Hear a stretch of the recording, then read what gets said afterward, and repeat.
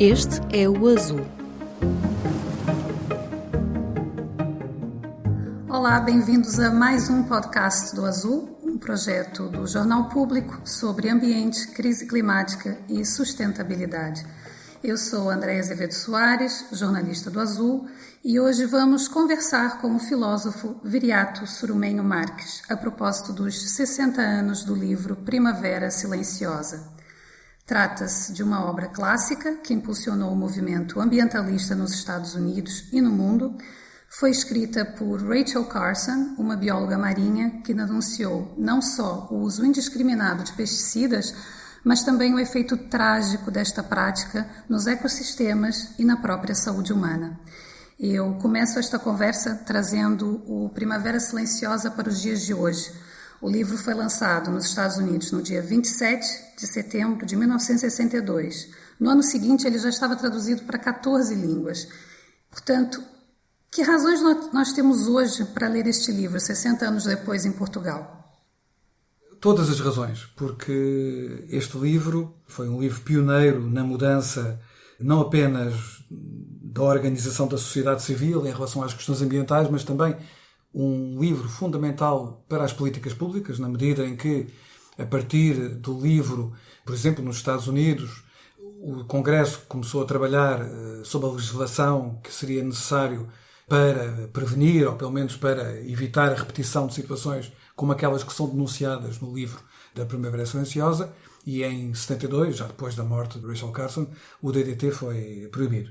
Mas, sobretudo, a atitude de Rachel Carson é uma atitude muito mais vasta, ou seja, ela não se limita a identificar um aspecto específico, digamos, um problema, uma falha, digamos assim, de natureza técnica ou de natureza científica. Ela vai mais longe e, a partir de uma compreensão das razões e do sistema de causalidade, digamos assim, que levou ao aparecimento do problema, ou seja, do uso indiscriminado, não controlado, irrefletido de pesticidas, nomeadamente o DDT, ela, no fundo, vai identificar aquilo que continua a ser hoje um enorme problema, que é justamente a assimetria entre a nossa capacidade humana, a capacidade que nós temos, que as nossas instituições, que a nossa tecnologia, que o nosso sistema industrial, o nosso sistema de investigação e desenvolvimento têm de afetar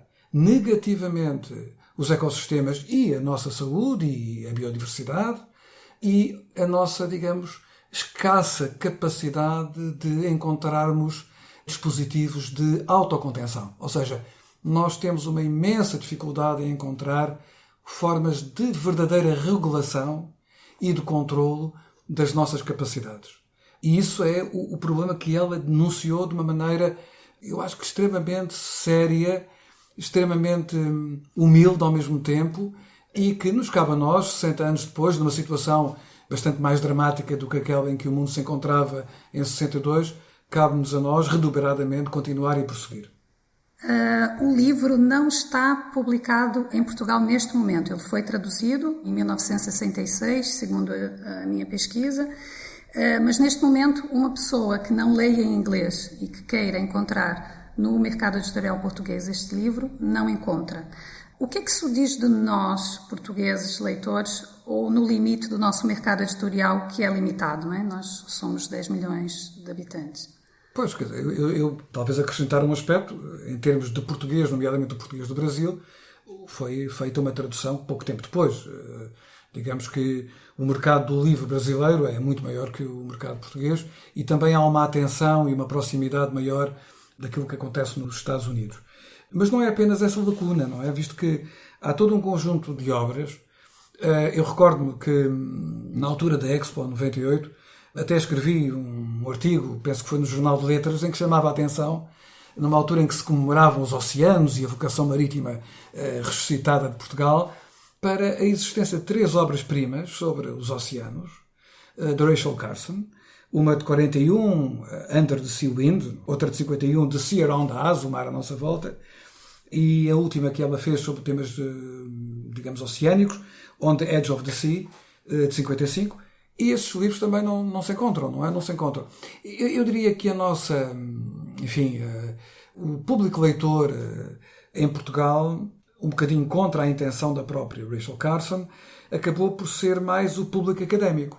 Ela escreveu um livro para o grande público, a verdade é essa, não é? Portanto, não deixando de respeitar todo o cânon da investigação científica, uma das forças do livro é justamente o facto de que ela não faz nenhuma alegação sem provas, sem demonstração, sem apresentar dados empíricos. Aliás, o livro, de certa forma, está povoado de casos concretos, estudos de caso, que efetivamente mostram ou demonstram as principais teses do livro, nomeadamente o que eu disse há pouco, o caráter irrefletido, o otimismo arrogante, a forma como uma aliança que se revela muitas vezes perversa entre a indústria e institutos universitários acabam por fazer avançar no terreno, ou seja, nos ecossistemas, na realidade física e biofísica, experimentos que depois se revelam trágicos, não é? Portanto, eu julgo que há leitores em Portugal da Rachel Carson, mas o objetivo que ela tinha, que era o de chegar ao grande público, esse aí não está ainda conseguido, de facto. Este acaba por ser um exemplo singular em termos de comunicação de ciência, porque traz dados científicos muito robustos e o próprio lobby dos pesticidas tentou atacá-la e teve alguma dificuldade, acabou por atacar a pessoa, não é? Eu li, entre as várias coisas que eu li, chegaram a chamá-la da solteirona que gosta de passarinhos, vamos atacar a mulher, a escritora, a cientista, porque o texto em si estava muito bem documentado, mas, por outro lado, estes dados científicos são embrulhados numa narrativa, como disse, para o grande público, que dá vontade de ler. Começa até o primeiro capítulo, a fábula para o amanhã, é quase como uma fábula, não é? Como o próprio nome do capítulo indica, e envolve o leitor nesta história, que é uma história verdadeira, não é? E isso acabou por ser um viés que as pessoas que queriam atacá-la usaram para falar que aquilo era literatura e não era ciência. Eu queria que comentasse um pouco isso, esta negociação entre tornar palatável, atrativo, algo que é muito robusto e que às vezes é difícil de processar, e como é que isto também foi a fórmula do sucesso, mas também expôs um viés pelo qual ela foi atacada, não é? Por ser literatura e não ser dados científicos como de facto são.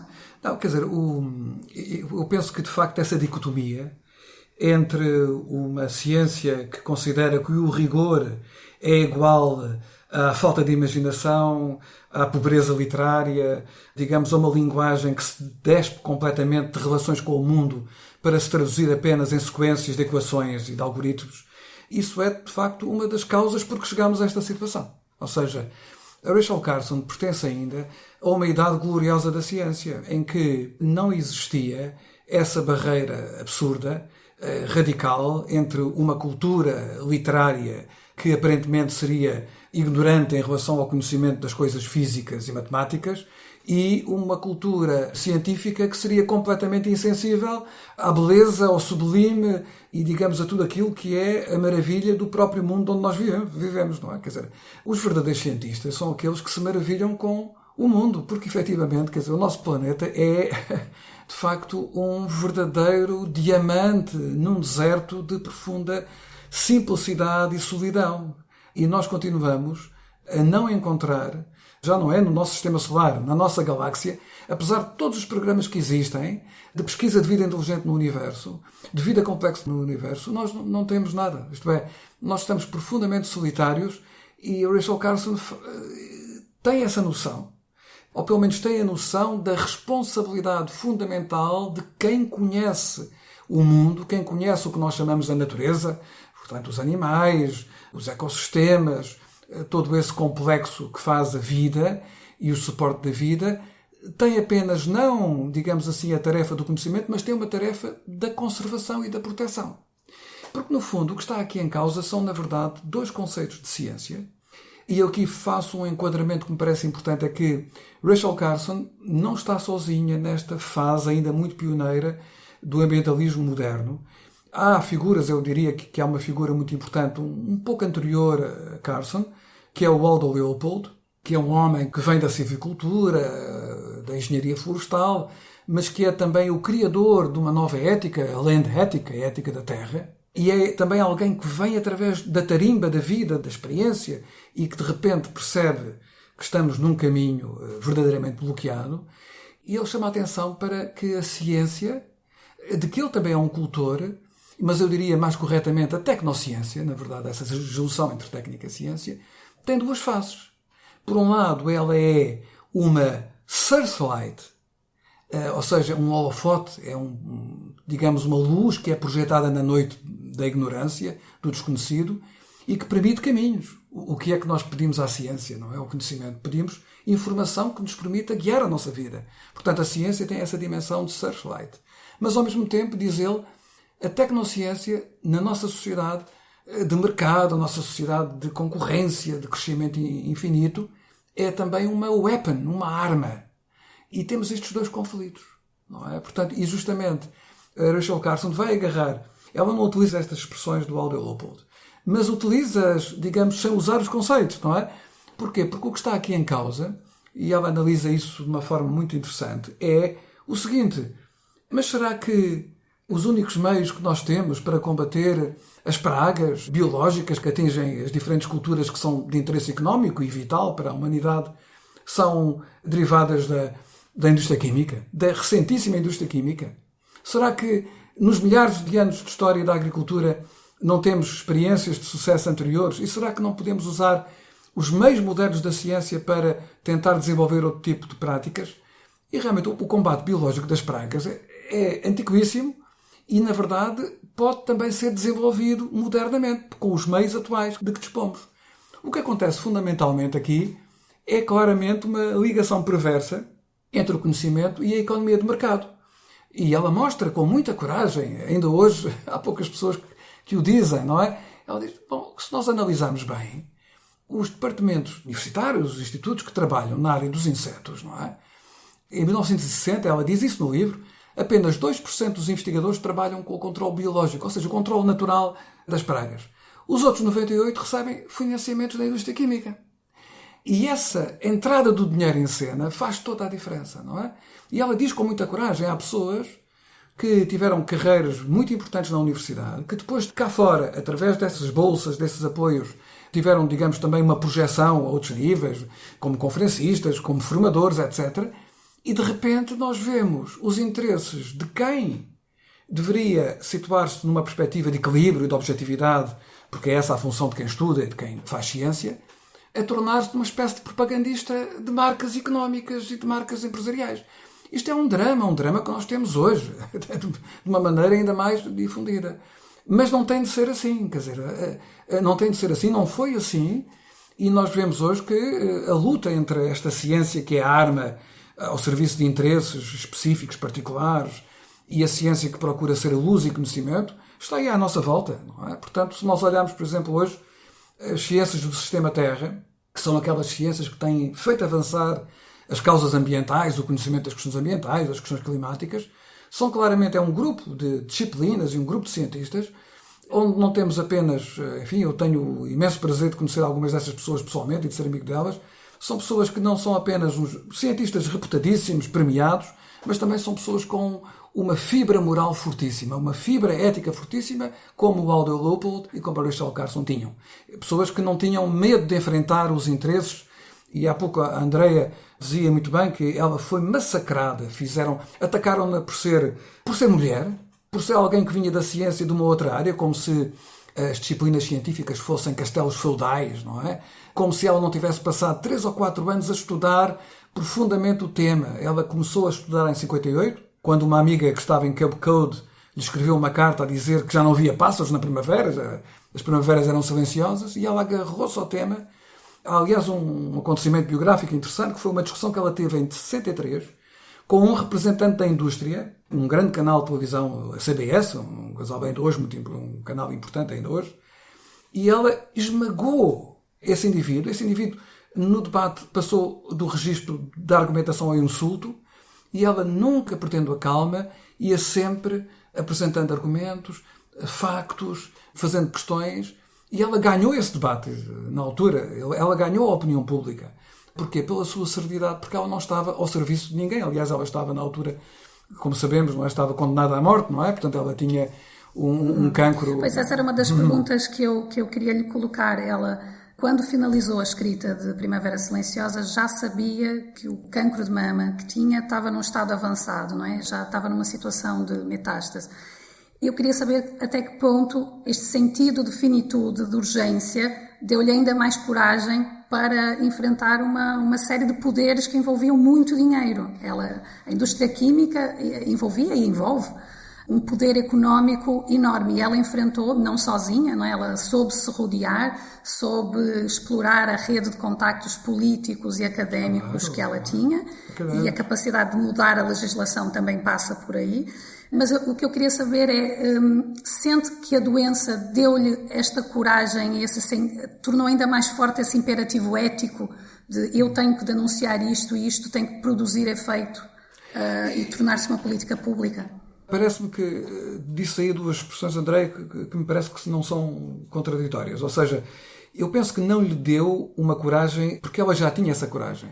O que lhe deu foi um sentido de urgência.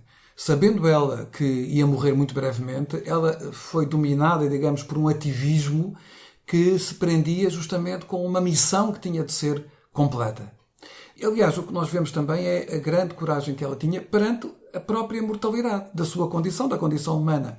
É outra atitude completamente diferente que nós temos hoje. Nós hoje temos uma indústria da imortalidade. Ou seja, uma das coisas mais paradoxais é nós vermos o imenso espaço de antena mediático que têm uma série de indivíduos que prometem a imortalidade, como se a questão da morte fosse um problema técnico, não é? Portanto, é a mortalidade que nos dá a nossa dignidade, a nossa grandeza. As pessoas que querem fugir à sua morte são pessoas cobardes e pessoas que, na verdade, em grande parte o que está a acontecer hoje em dia é estamos a destruir um planeta, estamos a transformar a mortalidade, que é uma característica e bem dos seres vivos, e nomeadamente antropológica, e estamos a fazer uma coisa que nunca ninguém pensou ser possível. Estamos a transferir a mortalidade antropológica para o planeta. O que é realmente uma coisa absolutamente abominável, não é? Mas está a acontecer. Eu gostava de conhecer melhor a sua experiência enquanto leitor. No início do Azul, a nossa secção do público sobre clima e ambiente, a jornalista Vera Moutinho, minha colega, foi à sua casa entrevistá-lo. E nesse vídeo, quem vir com atenção, o professor surge precisamente a folhear o livro da Rachel Carson. É uma edição em inglês, anotada, sublinhada, com post-its. Eu pergunto-lhe, qual foi o impacto da primeira leitura de Primavera Silenciosa em si? Foi muito forte, porque Rachel Carson consegue também transmitir-se, não é? Ou seja, consegue, porque aquilo que para alguns, nomeadamente para os seus detratores, era considerado como um artifício literário, não é de modo nenhum um artifício literário. Tem a ver justamente com a sua grande sensibilidade, ou seja, com a sua capacidade de perceber que, ao estudarmos uma paisagem, ao estudarmos no caso dela, não é? Ela era especialista nos ecossistemas intertidais, na zona de marés, não é? No seu trabalho percorria muito aquela zona entre maré vazia e maré cheia, onde há, e na altura ainda havia mais, não é? Uma explosão de vida. E o conhecimento ia de paralelo com a capacidade de maravilhar-se, não é? De se encantar. Quer dizer, de perceber o quê? De perceber uma coisa que para nós é evidente, mas é uma evidência que não é muitas vezes vivida, que é a unidade de tudo aquilo que existe. Ou seja, o que é que no fundo é a natureza? O que é o nosso planeta? O nosso planeta é, na verdade, uma verdadeira comunidade de criaturas, umas vivas, outras não vivas, mas todas elas são criaturas ontológicas, e eu julgo que o verdadeiro naturalista, o verdadeiro cientista, o verdadeiro físico, o verdadeiro biólogo, o verdadeiro filósofo, é justamente aquele que, ao conhecer melhor o modo como os diferentes elementos desse grande objeto de que nós também fazemos parte, que é a natureza, funcionam e se interrelacionam, é alguém que não faz a pergunta imediata para que é que isto serve, não é? Quer dizer, faz a pergunta o que é que isto tem a ver com nós próprios? Em que medida é que nós não somos uma nota nesta sinfonia, digamos assim, não é? Que a vida é. E ela transmite isso ao leitor. Porque o maravilhar-se, o sentimento do belo, a capacidade de nos admirarmos, é também uma forma gnosiológica, uma forma de conhecimento. E muitas pessoas podem não ter uma formação científica, mas têm a capacidade de se maravilhar. E isso é, digamos, alguma coisa a promover, a educar. Aliás, ela tem também um pequeno livrinho chamado The Sense of Wonder, que foi traduzido para português em 2012, uma edição do Porto, aliás, da Sempre em Pé, do meu querido amigo José Carlos Costa Marques. E fez o prefácio, não fez? Eu fiz o prefácio, exatamente. Ele pediu-me e eu tive muito gosto em escrever o prefácio. E realmente é uma delícia, porque é, na verdade, a viagem que ela faz com o seu afilhado e enteado, não é? Portanto, na verdade, a sua sobrinha tinha deixado um filho e ela adotou-o, mas infelizmente esteve com ele apenas 7 anos, porque adotou em 57 e morre em 64. E era, digamos, um pouco a viagem que ela fazia com ele, na zona das marés, para mostrar a vida selvagem nos oceanos e nas zonas do litoral.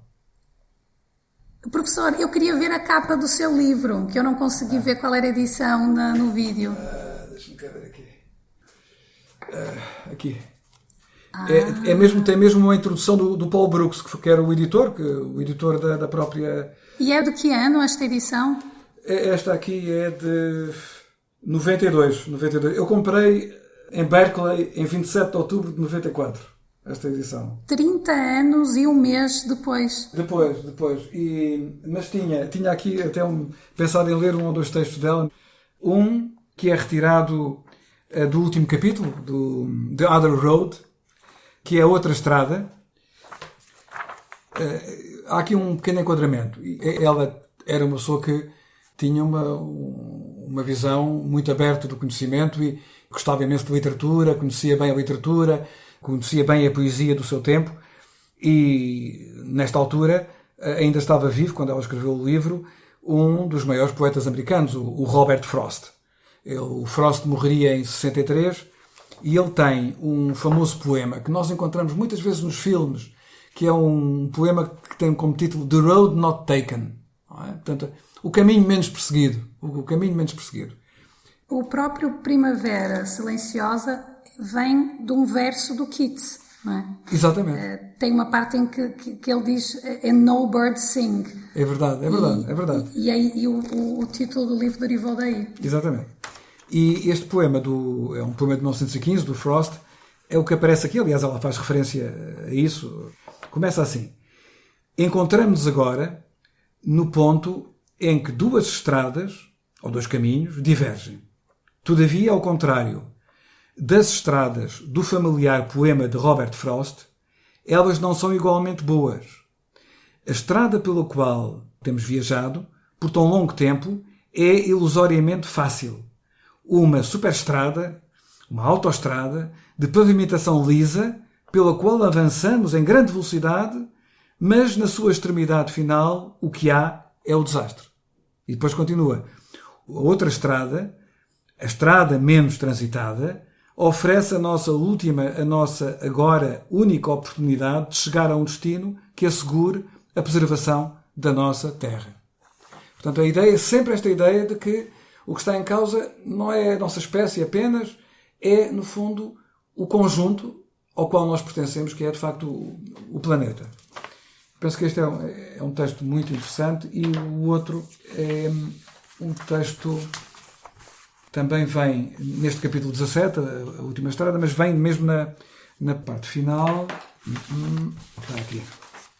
Na parte final, em que ela vai, no fundo, é uma parte de síntese, digamos, da obra, e vai relacionar o combate que foi feito especificamente à indústria química e ao DDT, aos pesticidas, e vai situar isso no tal quadro maior de uma crítica, de uma atitude da ciência baseada, digamos, num processo de dominação da natureza, não é? De controle da natureza. Ela vai considerar que essa ideia de controle da natureza é uma arrogância, não é? E diz assim: o chamado controle da natureza, põe entre aspas, não é? É uma frase concebida pela arrogância, nascida na idade neandertal da biologia e da filosofia, quando era suposto que a natureza existia para a exclusiva conveniência do homem. E continua: a nossa alarmante infelicidade reside no facto de uma ciência tão primitiva se ter armada a si própria com as armas mais modernas e terríveis e que, ao dirigi-las contra os insetos, ela as tenha voltado igualmente contra a Terra. Portanto, esta noção de que de alguma forma, a ciência contemporânea, a tecnociência, é uma espécie de novo riquismo científico, não é? Portanto, a nossa ciência é tão recente que corre o risco de ter todos aqueles sintomas hiperbólicos e de desmesura, de húbris, que caracterizam, por exemplo, aquelas gerações de pessoas que vêm de uma família muito pobre ao longo de gerações e que, de repente, se tornam, subitamente, super ricas, não é? Portanto, que é a incapacidade de gerir essa riqueza. Digamos que a ciência nos deu um conjunto de meios, que são meios de conhecimento, mas também são meios de domínio. São meios de agressão, digamos assim, não é? Nós podemos usar a ciência para fazer o controle biológico das pragas. Não significa que não sejam necessários até alguns pesticidas.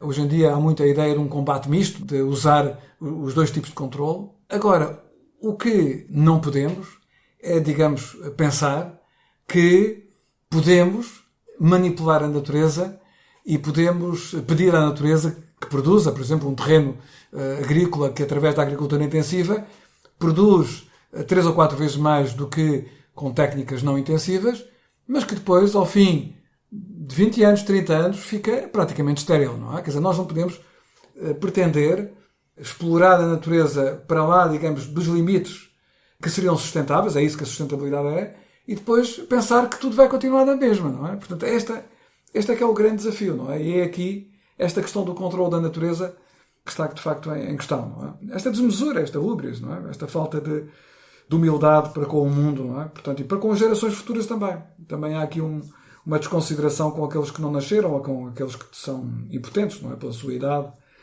pela sua fragilidade, são impotentes para se defenderem, não é? Eu queria explorar um pouco o título Primavera Silenciosa. Parece-me que ele explica uma pequenina parte do sucesso do livro. É poético, é certeiro, fica na memória.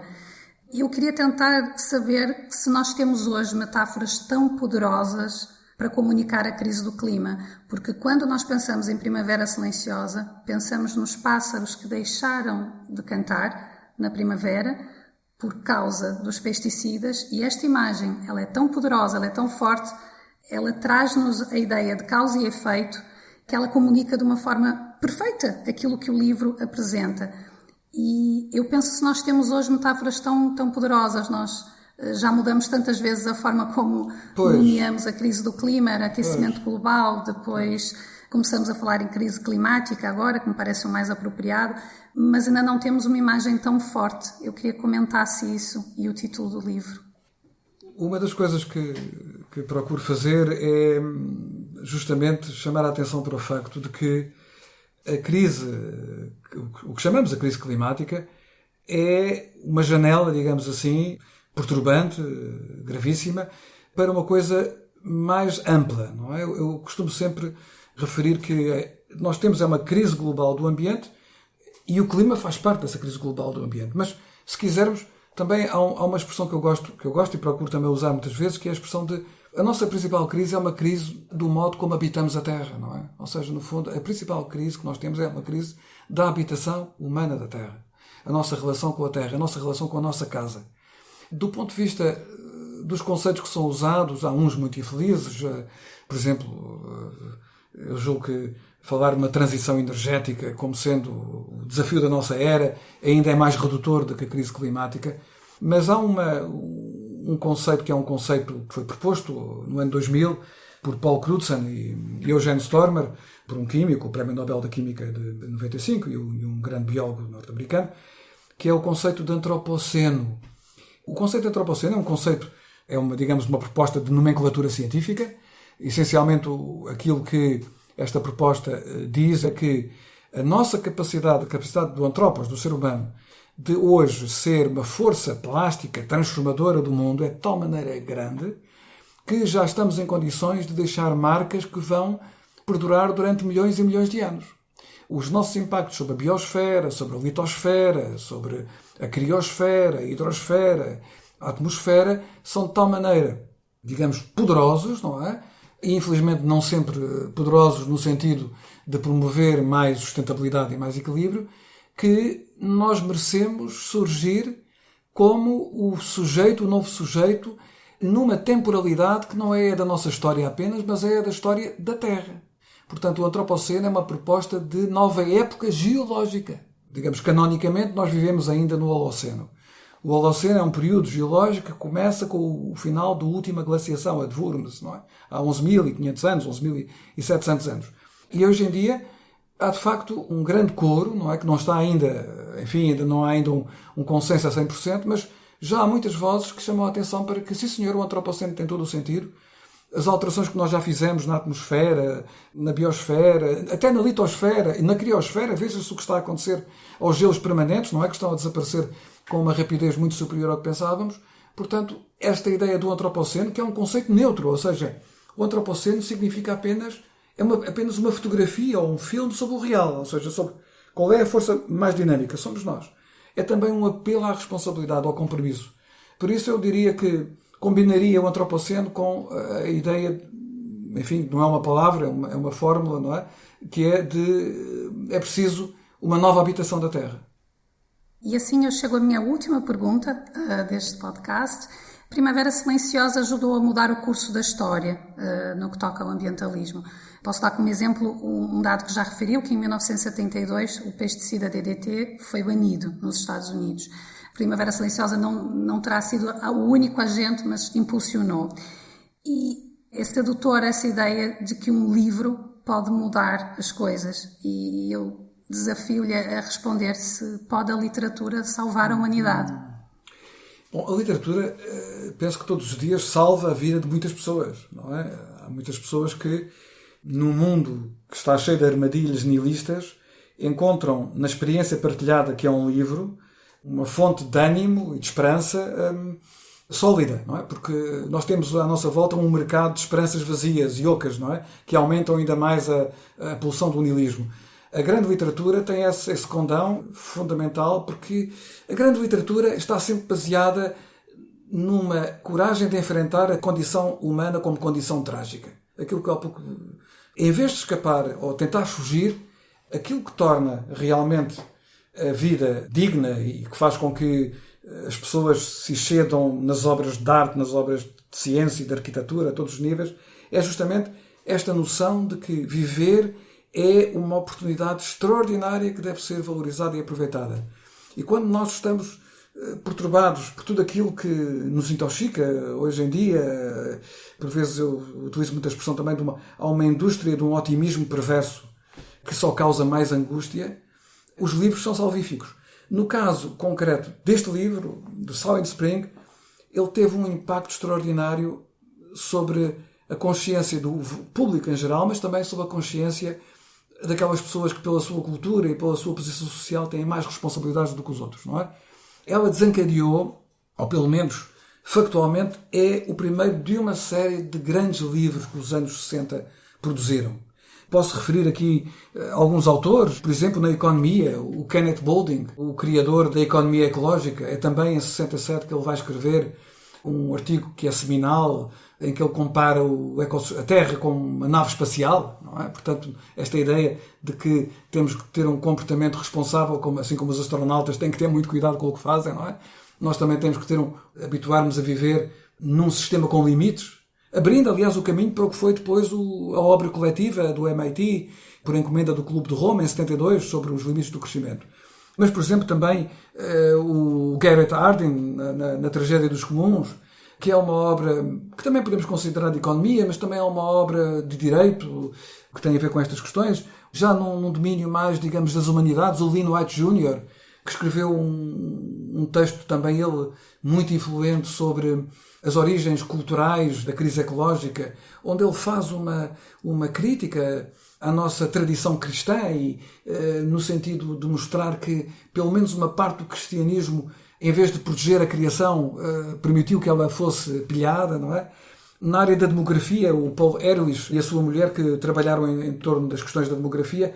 Portanto, há aqui um impacto muito grande desta obra e, sobretudo, ela também vai ter um impacto na mobilização das pessoas. Eu julgo que, por exemplo, o Primeiro Dia da Terra, em 1970, tem claramente uma marca da sua herança, e a própria legislação americana, porque é preciso não esquecer que em 69, nos Estados Unidos, aparece a primeira lei quadro federal a chamada NEPA, National Environmental Policy Act, no tempo do Nixon, com um presidente republicano, a primeira lei quadro, a primeira e única, né, até hoje, não é? Portanto, a lei quadro de ambiente a nível federal, nasce em 69. E estão lá também os temas da Carson. Estão lá também os temas do chamado ambientalismo moderno, ou seja, de uma sociedade industrial, uma sociedade tecnologicamente complexa. O ambientalismo era muito ligado apenas a questões de biodiversidade e de conservação.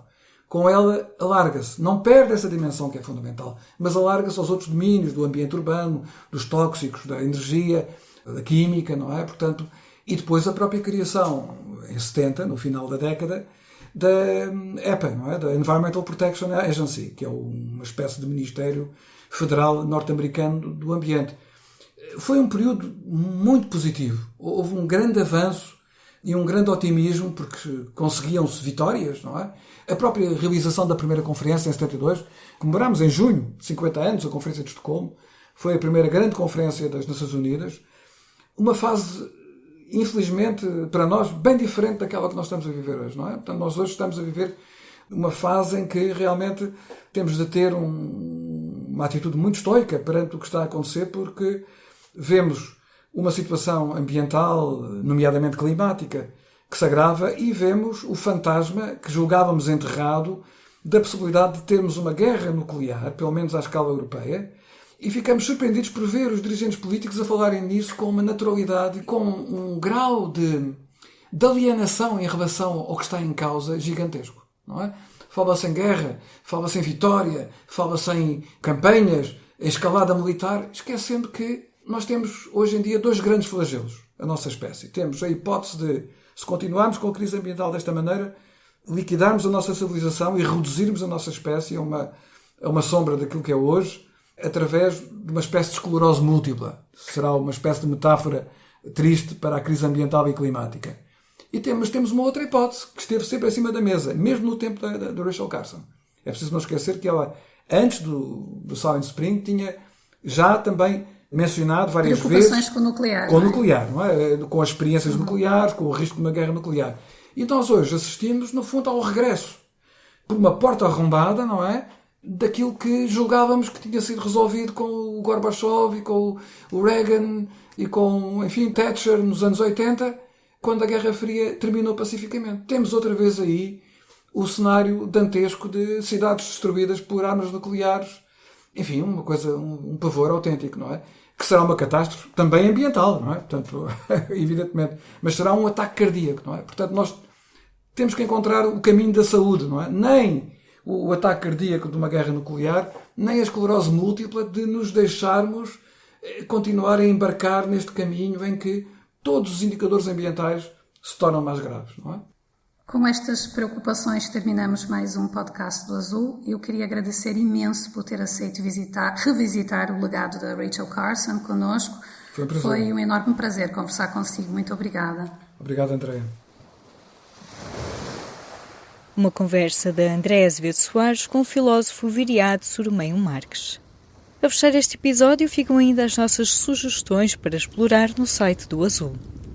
A jornalista Clara Barata escreveu sobre um estudo publicado na revista Science que alerta que a Terra está muito perto de ultrapassar vários pontos de não retorno das alterações climáticas. O desaparecimento dos gelos da Groenlândia e do ocidente da Antártida, o súbito derretimento da permafrost, os solos permanentemente gelados, ou ainda o colapso do giro do Atlântico Norte, um dos maiores sistemas de correntes oceânicas, são exemplos destes pontos de viragem climática que já se tornaram possíveis por causa do nível de aquecimento a que chegamos no planeta.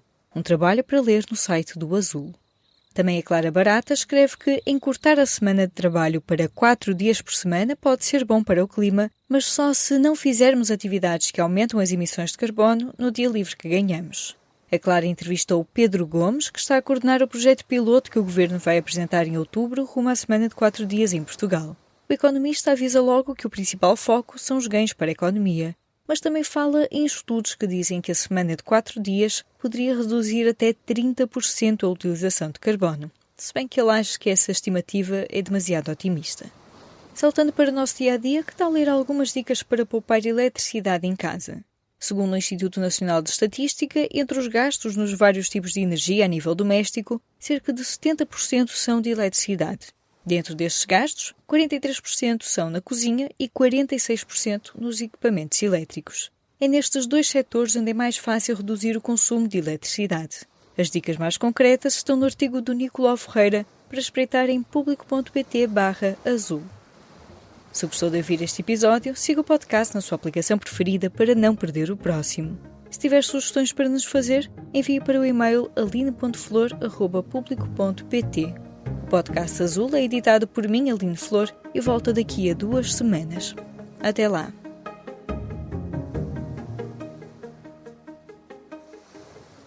O público fica no ouvido.